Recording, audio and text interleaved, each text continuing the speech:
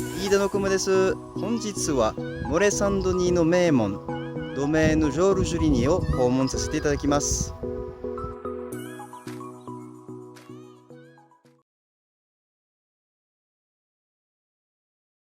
Bonjour, bienvenue au domaine Ligné. Bonjour, donc je suis Benoît Stelly. J'ai rejoint le domaine familial Georges Ligné en 2002, après mon diplôme national d'œnologue. Et puis j'ai pendant 10 ans travaillé conjointement avec mon oncle Georges Ligné. Et puis je suis depuis 2013 en charge de l'exploitation à 100%. Le domaine Georges Ligné est un domaine familial. Je suis la cinquième génération aujourd'hui à piloter ce domaine. Mon arrière-grand-père, Georges Ligné, crée la structure comme elle est aujourd'hui. Son fils Bernard lui succède et s'occupe et prend en charge une partie importante de la vinification sur le domaine. Puis son fils Georges Ligné à nouveau, qui est donc mon oncle, avec lequel j'ai travaillé pendant 10 ans, qui a fait assuré la transition et surtout s'est occupé de développer lui la vente en bouteille. Voilà.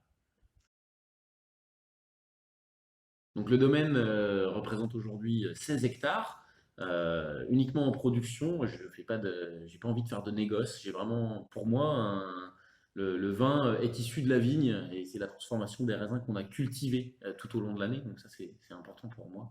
Donc un domaine, 47 parcelles, 16 hectares, 17 appellations, donc un vrai morcellement, une pratique culturelle assez complexe pour cela.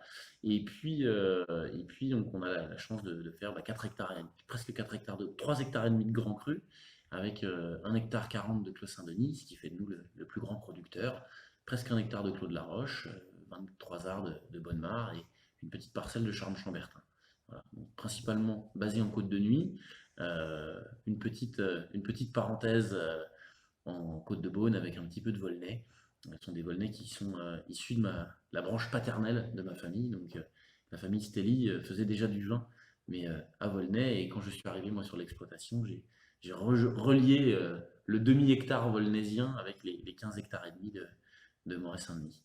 Voilà. Donc on fait presque 4 hectares d'appellation premier cru, 3 hectares d'appellation village, et puis peut-être une spécificité de notre domaine aujourd'hui, c'est qu'on fait presque 4 hectares et demi en appellation régionale, Bourgogne-Aligoté, Bourgogne-Pastourin.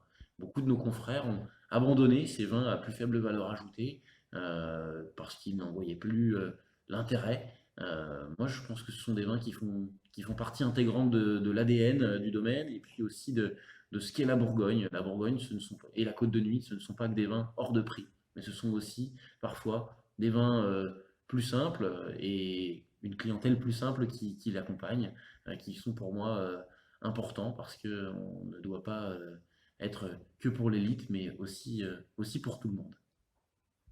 Donc aujourd'hui, sur une année normale de production, même si ça devient un peu, euh, un peu rare, les années normales, on a une capacité de production d'environ 90 000, 100 000 bouteilles qu'on commercialisera un tiers au négoce.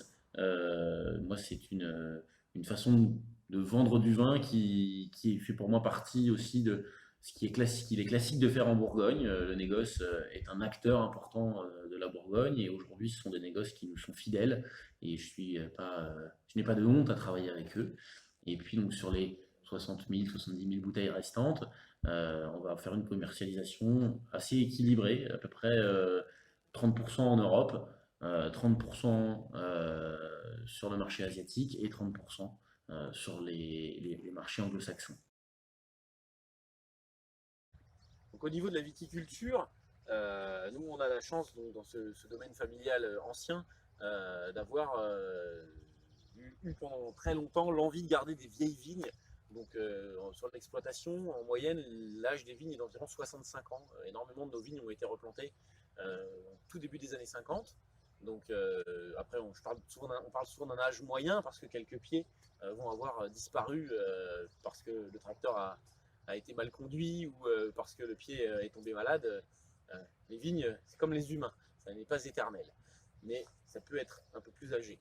Donc ces vignes anciennes vont avoir cet avantage d'être, pour moi, cet avantage d'être uniquement en sélection massale, c'est-à-dire une sélection qui a été faite euh, pour multiplier les pieds de vigne de notre vignoble qui a replanté notre vignoble. Aujourd'hui et depuis les années 70, on va plutôt travailler avec des clones, donc des plants qui ont été sélectionnés pour leur qualité agronomique.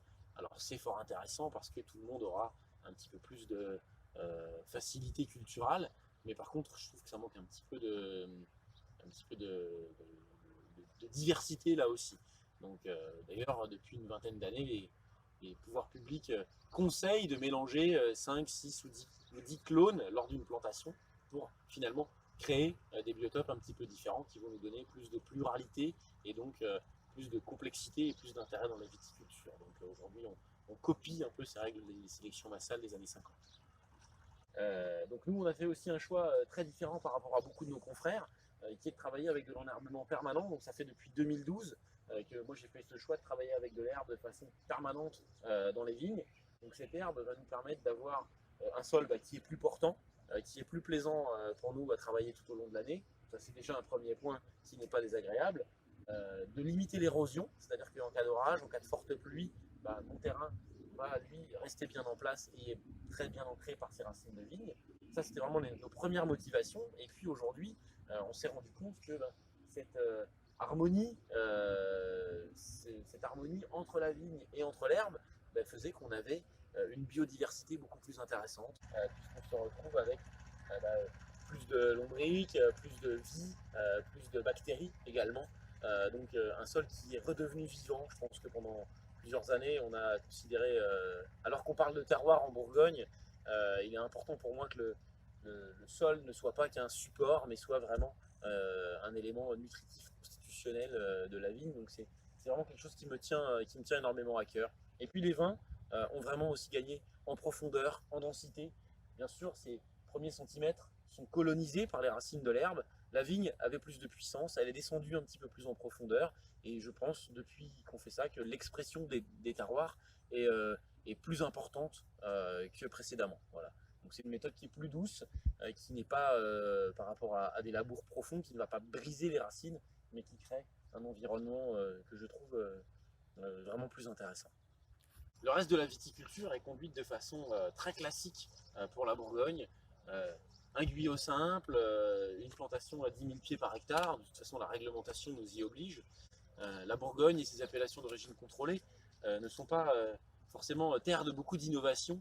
On a des cahiers des charges qui sont très précis, très stricts et qui ne nous permettent pas beaucoup d'écart.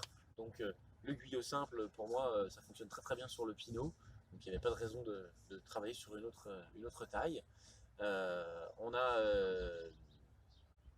On a choisi aussi, moi j'ai choisi de travailler sur l'agriculture la plus raisonnée possible. La viticulture biologique aujourd'hui, qui est beaucoup vantée, pour moi est peut-être un petit peu trop, finalement devient trop systématique et on oublie un petit peu de réfléchir.